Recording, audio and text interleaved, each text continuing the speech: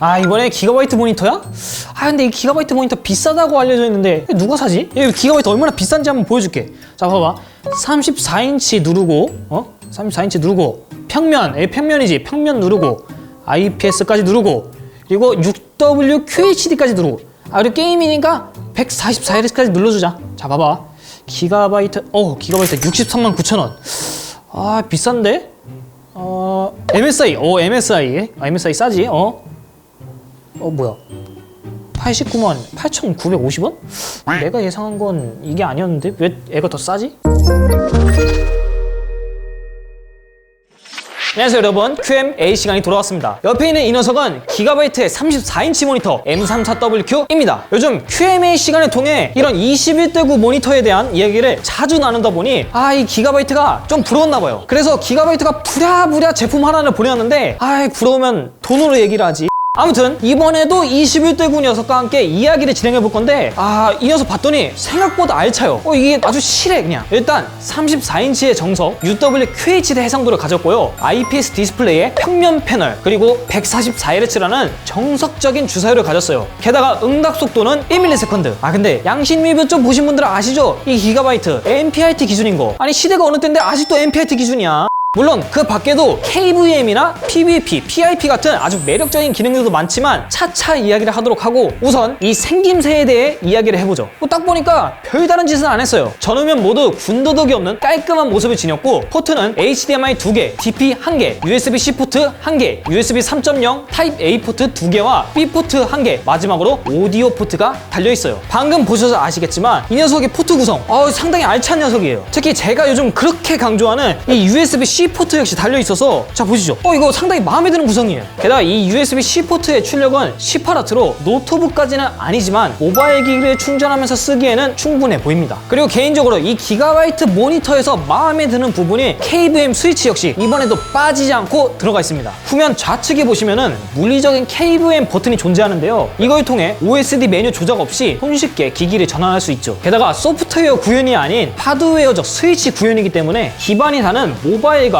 PC 간에도 손쉽게 넘나들면서 조작을 할 수 있죠. 하지만 사운드 전환은 따로 설정해줘야 돼서 이게 조금은 아쉬운 부분이긴 합니다. 기가바이트가 꼭 이런다니까? 만들다가 똥 싸러 간 건지 2% 꼭 아쉽게 만들어.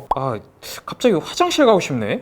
지금 어디가? 촬영해야지! 그래도 이 제품을 사용하면서 느낀 건데 이 디스플레이 색감이 생각보다는 만족스러웠어요. 그래서 세격을 실제로 측정해본 결과 sRGB 상황에서는 99.8%, DCI P3 상황에서는 88.3%로 나름 준수한 수치를 보여줬습니다. 여기서 놀라운 점은 바로 색온도인데요. 전반적으로 6500켈빈에 가까운 수치를 보여줬네요. 보통 모니터를 잘 만들고 못 만들고의 판가름이 이런 디테일에서 차이가 나거든요. 이 출시는 알 수 없는 제품들의 색온도를 보면 심하면 8000켈빈에 가까운 녀석들도 있거든요. 그런데 이 녀석의 결과값 이거 보기만 해도 편안해지는 결과값이었어요. 무엇보다 이 녀석은 평면 패널이기 때문에 왜곡에 대한 문제를 고려하는 작업자분들이나 여러 사람이 같은 화면을 봐야 하는 사무직분들에게 이 평면 패널 상당히 구미가 땡기는 스펙 중 하나겠죠? 야, 너가 작업자도 게임 즐긴다며.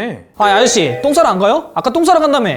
확실히 이런 FPS 게임이나 레이싱 게임처럼 몰입감이 필요한 게임의 경우 대부분 울트라 와이드 모니터에선 커브들을 선호하죠. 하지만 로스트아크나 롤러코스터 타이쿤 같은 탑뷰 방식의 게임에선 의외로 이 평면이 편하다는 의견도 있더라고요. 물론 사용자 개개인의 의견이니 확신할 수는 없지만 아마도 시야 전체를 활용하는 콘텐츠가 아닌 가운데 영역을 중점적으로 활용하는 그런 콘텐츠이기 때문이지 않나 그렇게 생각합니다. 생각해보면 이 울트라 와이드의 좌우 끝쪽이 한눈에 안 들어와서 우리가 이 커브드의 도움을 받는 것이지 이 모니터의 가운데 영역은 그다지 커브드의 도움이 필요가 없거든요. 그래서 의외로 16대 9 콘텐츠를 즐길 때 이 평면에서 다른 커브드보다 이질감이 좀 더 적게 느껴졌습니다. 이왕 게임 얘기를 한 김에 이 게이밍 모니터의 핵심 응답 속도도 한번 체크해봐야겠죠. 측정 결과 속도 우선 모드에서 5.3ms가 측정되었는데요. 사실 기가바이트가 밝힌 1ms가 NPIT 기준이라 그렇게 큰 기대는 하지 않았지만 엄연히 게이밍이라는 이름을 달고 나왔고 2022년에 나온 게이밍 모니터인 만큼 이 녀석 조금은 아쉽다고 평가할 수밖에 없네요. 물론 가변 주사율은 지원합니다. 다만 AMD FreeSync 프리미엄만요. 엔비디아 G-Sync 호환 기능도 제어판을 통해 활성화할 수는 있지만 공식 지원은 아니라는 점 참고해 주시고요. 기가바이트는 엔비디아랑 싸웠나? 어떻게 모니터만 만들면 맨날 빼먹어?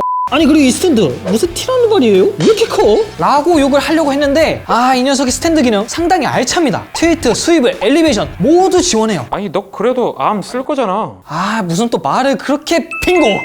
이 구독자분들 반응에서도 제품 자체에 대한 평가는 상당히 긍정적이었어요. 하지만 이 제품의 가격이 별로면은 이 제품 전체의 평가도 바뀌겠죠? 네, 이 기가바이트 M34WQ의 가격 바로 63만 9천 원입니다. 에이 뭐야? 생각보다 별로 안 비싸네? 그렇지, 안 비싸지. 나도 이거 깜짝 놀랐어. 실제 다나와에서 이 정도 스펙으로 한번 찾아보면은 이 녀석이 상위권에 있는 게 아니라 하위권에 상당히 저렴한 축에 속했어요. 게다가 AS가 무려 3년이라는 긴 보증 기간도 있으니 이건 꽤나 매력적인 정책이네요. 정리를 해보자면 이 녀석은 게이밍 모니터로서 갖춰야 될 교과서적인 스펙들은 싹 다 갖췄으면서 은근히 사교육도 짬짬이 받은 그런 녀석이에요. 자, 오늘도 어김없이 돌아온 이 QM 에디가 생각하는 이 녀석을 사도 괜찮은 사용자 탑3. 첫 번째, 직선 도면 작업이나 디자인 작업을 하기 때문에 이 21대 9에서도 평면 그리고 IPS 패널이 필요하신 분들. 두 번째, UWQH 해상도의 144Hz라는 높은 주사율을 가지면서도 KVM, PVP 등 다양한 기능들을 고루고루 갖춘 그런 모니터 찾는 분들. 세 번째, 완성도도 꽤 높고 사후 보증도 철저한 그런 대기업 제품을 찾으면서도 가성비 역시 빼먹지 않고 중요하게 여기시는 분들. 특히 저는 이 가격이 이 제품에서 한몫한다 생각해요. 게이밍으로서 자격도 충분하고 거기에 KVM이라는 매력적인 기능을 갖추면서 여기에 가격까지 저렴하다? 야, 이건 뭐 더 이상 제가 설명할 필요가 없어요. 하지만 아무리 좋은 제품이라도 호불호가 있기 마련인데요. 그래서 이 QMAD가 생각하는 이 녀석을 사면 조금은 후회할 사용자 탑3. 첫 번째, 이 34인치 울트라 와이드 모니터에서는 커브드가 진리다 라고 생각하시는 분들. 두 번째, 내가 사용하는 그래픽 카드의 등급이 RTX 3060, RTX 2060 수준에 그치는 사용자분들. 세 번째, 아무리 제품이 좋아도 난 기가바이트여서 싫다 이렇게 생각하시는 분들. 사실 이런 분들은 이미 벌써 다른 제품을 찾고 계실 거예요. 물론 기가바이트의 요즘 이미지가 그렇게 좋다 그렇게 말씀드릴 수는 없지만 이 모니터 제품군만큼은 실제 사용자들에게 상당히 깊은 좋은 인상을 남겨주고 있거든요. 그래서 이번 기회에 색안경을 한번 벗고 이 제품을 바라보시는 것도 나쁘지 않다 그렇게 생각합니다. 아무튼 지금까지 저는 QMAD였고요. 다음 시간에 더 흥미로운 제품으로 다시 찾아오겠습니다. 감사합니다.